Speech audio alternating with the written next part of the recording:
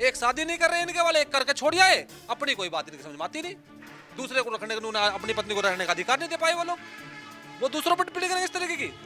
माननीय Brajesh Pathak ji deputy CM है उत्तर प्रदेश के, एक संवैधानिक पद पर हैं, उन्हें ऐसा घटिया बयान नहीं देना चाहिए। उन्हें डिप्टी सीएम पद छोड़ के एक मैरिज संस्था खोल देनी चाहिए। वो राहुल गांधी जी पर आरोप लगा रहे हैं शादी हुई नहीं हुई, वो काम उनका है राहुल गांधी जी का, ब्रजेश पाठक जी का नहीं है। निजी लाइफ में किसी की में दखलंदाजी नहीं देनी चाहिए। उप मुख्यमंत्री ब्रजेश पाठक के हापुड़ दौरे के बाद मची सियासी हलचल। उप मुख्यमंत्री के बयान पर सपा हुई आग बबूला। भाजपा सरकार पर सपा जिलाध्यक्ष ने साधा तीखा निशाना। सपा नेता पदम सिंह बोले, उप मुख्यमंत्री को पद छोड़कर मैरिज ब्यूरो खोल लेना चाहिए।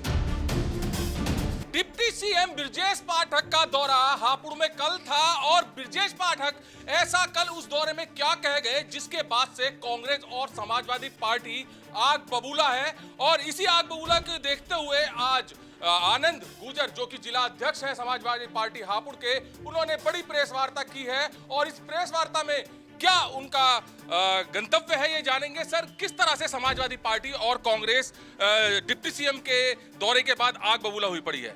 देखिए, कल प्रदेश के डिप्टी सीएम ब्रजेश पाठक जी का यहाँ जिले में दौरा था।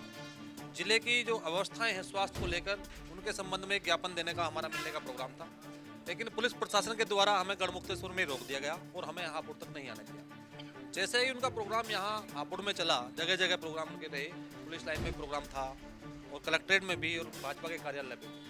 सोशल मीडिया के माध्यम से और प्रिंट मीडिया के माध्यम से हम लोगों को जानकारी हुई, उनका हमने बयान देखा है।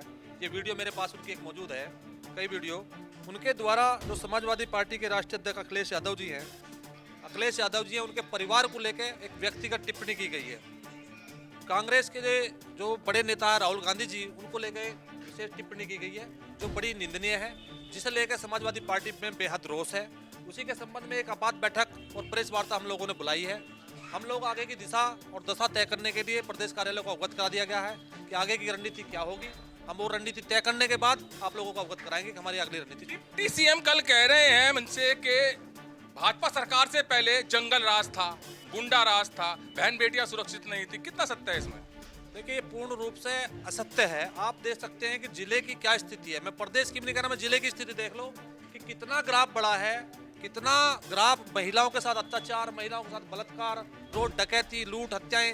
व्यापारी वर्ग भी कल था, आपने देखा होगा व्यापारी वर्ग के साथ क्या हो रहा है, उसमें उन्हें न्याय नहीं मिल रहा। कल उन लोगों के द्वारा भी ज्ञापन दिया गया है, वो भी तड़प रहे हैं। जो सरकार एक तरीके से कहती है कि व्यापारी वर्ग को बहुत आगे बढ़ाया, व्यापारियों की बहुत सुरक्षा है, व्यापारी भी सुरक्षित नहीं है, महिलाएं भी सुरक्षित नहीं है, आम आदमी भी सुरक्षित नहीं है। ये सरकार सिर्फ झूठ बोलने का काम करती है, जुमलेबाजी की सरकार है। सबका साथ सबका विकास कह रही है सरकार। कोई किसी का साथ नहीं, सूक्ष्म लोगों का 5% लोगों का साथ के अलावा 95% का कोई साथ नहीं है। कौन लोग हैं? 5% लोग सब जानते हैं। आप लोग सब कौन लोग हैं, आप लोगों को सबका पता है। पूंजीपति लोग हैं, वही तो लोग हैं जो सरकार को चलाने वाले लोग हैं। बाकी 95% लोगों का हित है, किसी भी व्यक्ति का कोई हित नहीं है इसमें। इस तरह से कह रहे हैं आप 5% लोगों का ही हित है, सरकार के द्वारा आरोप लगा रहे हैं आप, और 95% लोगों किस तरह से जीविका को चला पाएंगे अपने? 95% लोग परेशान है, पूर्ण रूप से परेशान है। इसलिए लोगों ने मन बना लिया है कि सरकार को बदलना है। 2027 में लोगों को जानकारी हो जाएगी कि 95% लोग कैसे सरकार बदलते हैं। अच्छा, स्वास्थ्य पर किस तरह से काम कर रही है भाजपा?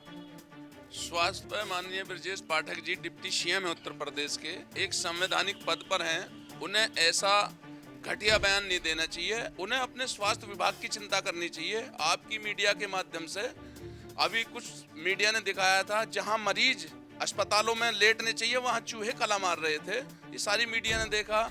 और ब्रजेश पाठक जी मुख्यमंत्री हैं, डिप्टी सीएम हैं, उन्हें डिप्टी सीएम पद छोड़ के एक मैरिज संस्था खोल देनी चाहिए। वो राहुल गांधी जी पर आरोप लगा रहे हैं शादी हुई नहीं हुई, वो काम उनका है राहुल गांधी जी का, ब्रजेश पाठक जी का नहीं है। निजी लाइफ में किसी की में दखलंदाजी नहीं देनी चाहिए।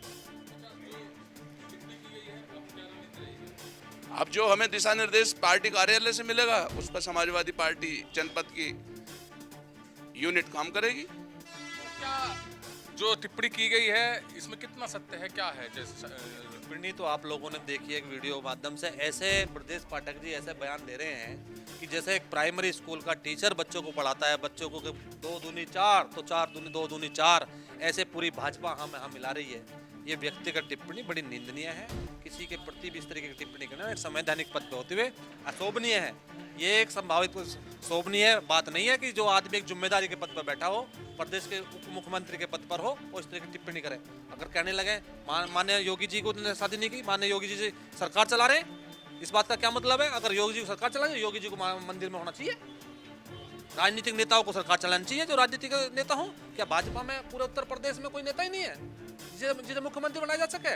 योगी जी को मुख्यमंत्री बनाना है, और मुख्यमंत्री को छेड़ भी सकते हैं।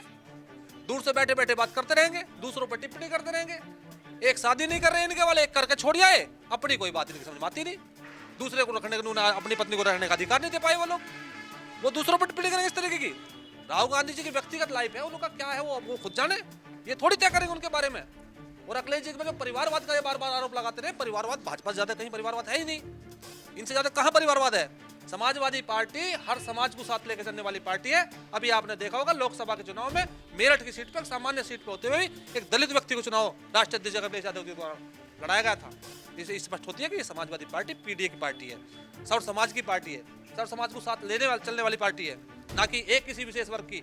इनकी तरह 5% पूंजीपतियों की पार्टी नहीं है। 95% लोग पीड़ित हैं, दुखी हैं, किसान, मजदूर, तमाम युवा साथी सब लोग परेशान हैं सरकार से। अच्छा, जो आप ज्ञापन देने की बात कर रहे थे, उसमें क्या मांगे ली गई हैं इस टिप्पणी को लेकर?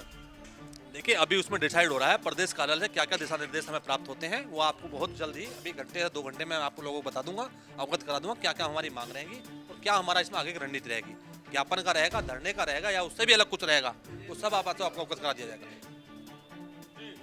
जी ललित जी बताएंगे कि क्या जो टिप्पणी की गई है उस पर आपकी राय? देखिए, मैं सबसे पहले ब्रजेश पाठक जी को जो है ना एक राय दूंगा, मशवरा दूंगा कि उन्हें एक मैरिज ब्यूरो जो है ना खोल लेना चाहिए। किस किस की शादी हिंदुस्तान में नहीं है, एक अगर वो खोल लेंगे तो सबकी शादी कराने का काम शुरू कर दें, क्योंकि उनका काम सरकार चलाना थोड़ी है। किसकी शादी नहीं हुई है, किसकी शादी होनी है, किसका नहीं होनी है, उस पर तुम्हारे काम कर रहे हैं आज की डेट में। उन्हें तुम्हारे प्रदेश की जो है जनता का फिक्र ही नहीं है। आज आपने देखा, हम भी देख रहे थे, सब कहते हैं कि तुम्हारी ये संतों की सरकार है। कहाँ संतों की सरकार है? चोटी पकड़ पकड़ के लात घूसे बजाने का काम तुम्हारे जैसे सरकार के लोग कर रहे हैं। क्या तुम्हारे दिखाई नहीं दे रहा है? तुम्हारे सीएम साहब को, डिप्टी सीएम साहब को दिखाई नहीं दे रहा? स्टोर मंत्री को दिखाई नहीं देता है? बात करते हैं बस, और कुछ नहीं है ना। धरातल पे कोई योजनाएं हैं? कानून व्यवस्था के बारे में कहते हैं, कहाँ कानून व्यवस्था? पार्टी में जंगल राज था, मगर भाजपा में कानून की स्थिति कुछ अलग है। चलो कानून व्यवस्था की बात कर लेते हैं। अभी एक घटना हुई, मवाने में घटना हुई है, सरना क्षेत्र में, विधानसभा क्षेत्र में। वो घटना तुम्हारे क्या तो कानून व्यवस्था थी? एक बेटी को अगवा करके लेके चले गए और उसकी मां को तुम्हारे धारदार हथियार से उसकी हत्या कर दी गई। अभी कुछ दिन अभी एक घटना और सामने भी है, कश्यप समाज की, उसे जिंदा जला दिया गया। कहाँ कानून व्यवस्था उत्तर प्रदेश में? ये मात्र जो है ढिंडोरा पीट रहे हैं कि तुम्हारी कानून व्यवस्था अच्छी है, बहन बेटी सुरक्षित हैं, हम रोजगार दे रहे हैं। ठीक है, कहीं कुछ नहीं है। उत्तर प्रदेश की जनता सब देख रही है। 2027 में माननीय श्री अखिलेश यादव जी उत्तर प्रदेश के सीएम बनने जा रहे हैं। इनके दर्द इस चीज का है और कुछ नहीं है। इसलिए सारी जितनी टिप्पणियां होती हैं माननीय श्री अखिलेश यादव जी के ऊपर होती हैं, और उनके पास कुछ है भी नहीं। उन्हें मालूम है कि आज उत्तर प्रदेश में अगर सबसे बड़ा दल है तो वो समाजवादी पार्टी है, और 2027 में सरकार बनाने जा रही है।